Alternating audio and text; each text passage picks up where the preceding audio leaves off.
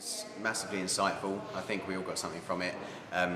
We were talking about the whole industry as a whole, myself as a composer, how we could kind of create our own niche within the market. It's a bizarrely lucky industry, and we know some phenomenal talents that they're just not lucky. Right. I know that sounds a bit random, but it really is. You know, you can believe, this is the hard line, you can believe in yourself and be hugely talented, but you know, you could really remain believing in yourself and hugely talented in your own bedroom forever. Yeah.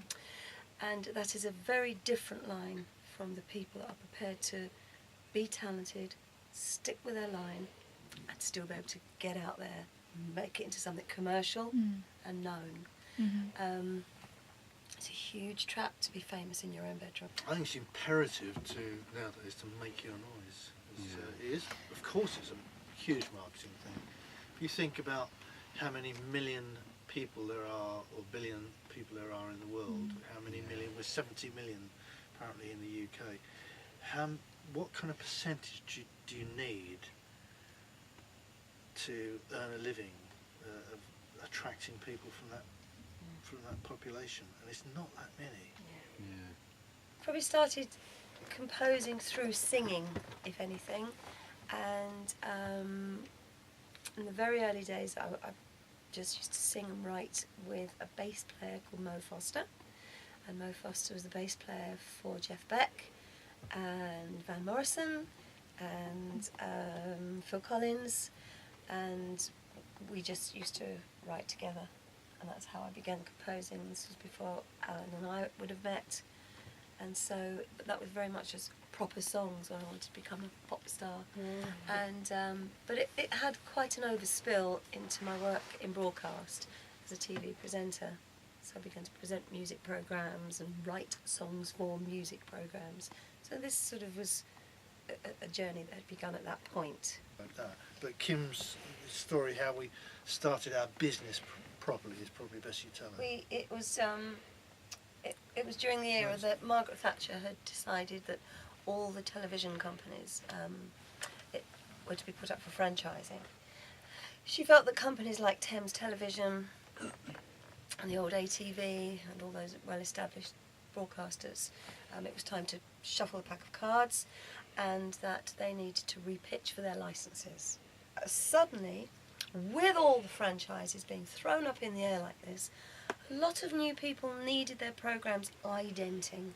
They needed a sting, they needed a jingle, they needed to create their branding. And Alan and I just happened to be in the right place at the right time.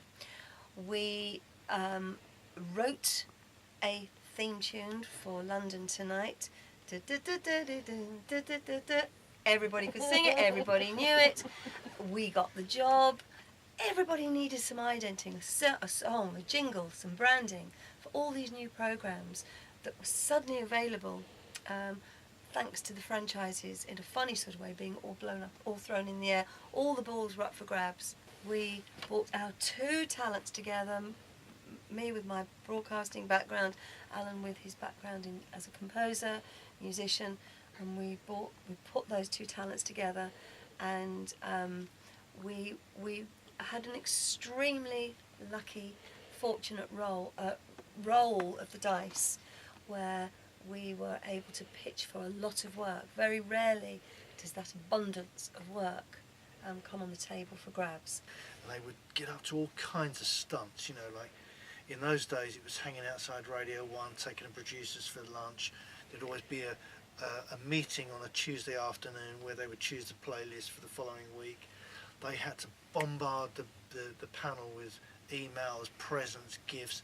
There was a certain amount of payola about it, but their job was to get your record noticed by the radio station, because if you didn't get on the radio station, you're dead. You would never sell. And there was a fabulous story I heard of an American hustler publisher. The guy, he would guarantee that if he was paid a certain amount of money, he would get an artist to listen to that record and hopefully record it. He used to sell pots and pans and washing machines, this guy. It's the same thing. He was a salesman.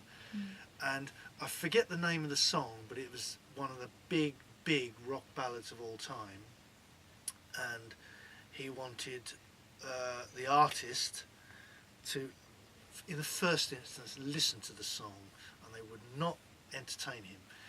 And he had one of those great big vans with a big sign on the side of the van, and he would park it outside their house saying, "You got to listen to my song, I'm never going to go away, this is the title of the song, blah blah blah."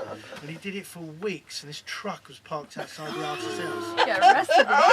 And they listened to the song, and they listened to the song, and it got used, and it made millions. Wow. And that's all it. Tenacity. Well, it's tenacity. Yeah. It took. If you think there's a destiny for your song with an artist, you've got to pull every trick in the book to get it heard. So if it doesn't get heard, it won't be considered.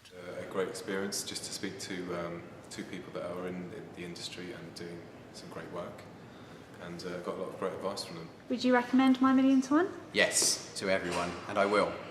To everyone.